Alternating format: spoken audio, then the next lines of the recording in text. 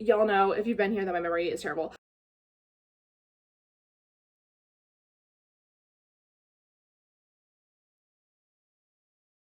Hey guys, it's Michaela back again with another video, and here I am, back on my bullshit. As you can probably tell from the thumbnail and the title of this video, I have once again put in an order of books from my local independent bookstore because quarantine is for two things, and two things only: pajamas and making poor financial decisions. So here is my big brown bag of books. There are 8 of them, and I'm just gonna go through them pretty quickly and talk about what they are and why I bought them. The first book from my mystery bag is White Rage by Carol Anderson. I, like a lot of people, have been trying to particularly increase my intake of literature and media about racism and the generational effects of slavery and systemic oppression in the United States and in other places around the world. I have been following a lot of Black writers and thinkers for quite a while now, mostly through podcasts and then through some online written media, but I have to admit that I haven't been reading actually like books on the subject. It's more been like short form media than it is actually like long form media. So, you know, I sought out just one book for now on the topic. You know, I imagine this is a shorter book than I thought it was going to be, but I imagine it will still like take me some time to not only get through it, but like to digest it and really process what I have learned from this. But yeah, if you've seen any of the lists and cards that have been going around in the past few months with recommended reading lists on them, White Rage is one that comes up a lot. I particularly sought this one out because I looked up to make sure that it was authored by a Black person, a Black woman in particular. I know that White Fragility is a book that a lot of people have been reading, but from what I understand, that is written by a white woman, and I have been encouraged by some Black people that I follow and Black people that I know to prioritize reading the thoughts and opinions of Black people, particularly in this time. So, not saying that White Fragility isn't good. I haven't read it, you know, just picking sort of the first thick text, book text to read in this area, and I just wanted to make sure that I was prioritizing a Black voice. So I picked White Rage. So this next book is kind of a funny story. So I got the sequel to this book at YALLFest in 2018, and I did not know it was a sequel, so I started reading it like I read, you know, all of my other YALLFest books, and loved it, thought it was great. And when I went to find out more about the book and the author, that's when I found out, after I had finished reading the book, that it was a sequel. The book was so well written and so well told that, like, not once in the entire read of the book did I ever consider, hey, is this like not the first book in the series? Like, that's how well written it was. The book I'm talking about is Isle of Blood and Stone. The sequel is called Song of the Abyss. It's on the back. I read Song of the Abyss, I believe, in 2019. 18?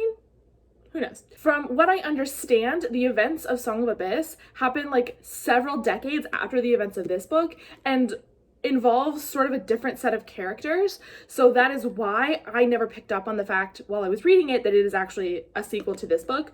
So I am excited to read this and then go back and reread Song of the Abyss so I can sort of see what I missed, see like what connections, what I have drawn or what I have noticed had I read this first. But I'm not planning on rereading Song of the Abyss before reading this one because it's technically the first one. I should have read this one first. But I am excited. I really enjoyed Song of the Abyss. I thought it was very well written. I had a really fun time reading it. Y'all know, if you've been here, that my memory is terrible. But it was sort of like a Leviathan sea monster type story. And I remember really, really loving it. So I'm excited to read this first one so I can see what I was supposed to know the whole time. So when I am looking for books to buy, I usually go through my Amazon wish list. I've talked about this a little bit before, but I use Amazon for curating lists of like things I want to buy, but I try very hard to not actually purchase things from Amazon. But my list of books that I want to read / buy, I keep on Amazon. And I've been curating this list for a very long time, but for a long time I wasn't really buying books. I didn't have like a ton of disposable income. But this book has been on my Amazon TBR list for an extremely long time, and I don't remember why. I don't remember when it went on the list, but it was on there, so I figured it's high time I purchased it.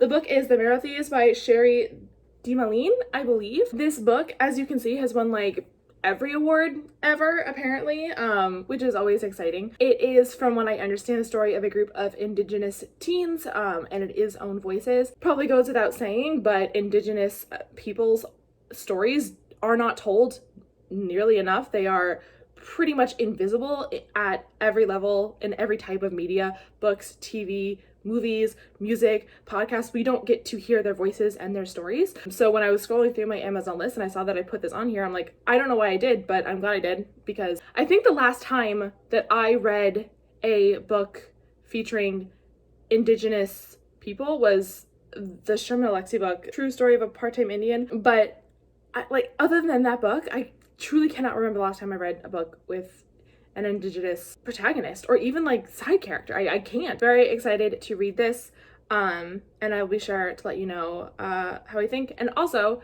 please in the comments below, if you know other books by/about Indigenous people, please let me know and I will definitely add them to my list. So these next two books are by the same author, and I picked them up because I read one of this author's books earlier this year, and I really loved it, so I wanted more. The books are Out of the Easy and Between Shades of Grey by Ruta Sepetys. Again, I don't look things up, like we've established this. I'm just gonna continue living on in ignorance. I don't really know anything about these books. Out of the Easy, I believe, does take place in New Orleans, and Between Shades of Grey is, yeah, about the Soviet Union. Ruta writes historical fiction, or at least the other book I read, which was Salt to the Sea. That was historical fiction, and I'm almost positive these are as well. I just really enjoyed Salt to the Sea. I found Ruta's writing to be just fantastic, and you know, really engrossing. So I wanted to give these two a shot. They weren't terribly expensive, so I got them. This next book I am pretty sure I added to my list simply because it was billed as sort of like a female-centric gothic creepy horror,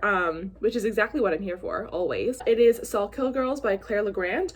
Again, I don't know much about it. I oftentimes just take people's recommendations and slap them on my TBR because I think if people are excited about a book, there's probably a reason for that. So I don't really have to know much about it to be like, sure, I'll give it a shot. It's a book. This was one that, again, was just on my list for a while. Not really sure how long. You know, I was looking for something a little bit different than anything else I've been reading lately, and this seems like it fits that bill. So I just love creepy shit. I like horror, not in like a jump scare sense, but in a, you know, you can feel something crawling up your spine sense. I like that. So I'm hoping that's what I get from this book. In a similar vein, this is a book that has been on my TBR for an extremely long time. In fact, I think this is the very first book I added to my Amazon wishlist, and I'm just not getting it because I don't follow through on anything. It is The Power by Naomi Alderman. Is that correct? Yes, Naomi Alderman. I remember hearing about this book and being so excited about it. It's basically speculative fiction, I guess, where all of a sudden women gain this power. Yeah, with a flick of their fingers, they can inflict terrible pain and even death. So all of a sudden, the power dynamic in the world totally shifts, where now women have control over men and not the other way around. And I found that very interesting. You know, I have my own thoughts about how that would go, and I'm very, very excited to read about, you know, Naomi Alderman's ideas about what that world would look like if all of a sudden there was this paradigm power shift and the gender dynamic in the entire world shifts on a dime. I think that'd be very interesting. I'm finally glad to clear this off of my list.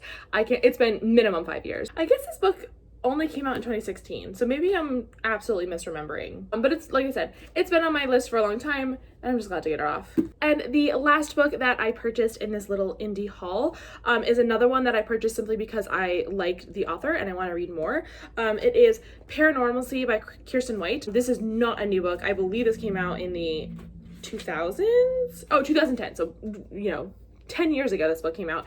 And this is the first in a trilogy. I only picked up one because I was, you know, hitting my money limit. But I really, really, really enjoyed Kirsten White's Slayer duology. I'm pretty sure she's confirmed it's only going to be 2 books. So I really loved those books. And I was just looking for something else by her. And you know, found this little trilogy, you know, happy to have something that's complete. So at least we'll read this first one for now. And if I like it, we'll absolutely be getting the other 2. And if I don't, well, at least I only bought one. But I think I'm going to like it. I love paranormal shit and I love Kirsten White's writing. So I can't imagine that I won't like this. It was sort of a tacked on to the end of my order. Just it wasn't that expensive. So I was like, sure, why not? So here they are, the 8 books that I got in this latest indie bookstore haul. My TBR shelves are struggling. Let me know in the comments below if you have read any of these and what you thought about them. No spoilers, like obviously, but you know, just let me know what your opinions on them were. And also let me know if you have other recommendations based on these. So like, for example, if I really like The Power, like let me know what I should check out, you know, to go along with it, because I love a good recommendation, which is what this whole channel is basically. That is all I have for you today. Thank you so much for watching, and I will see you guys in the next one. Okay, bye.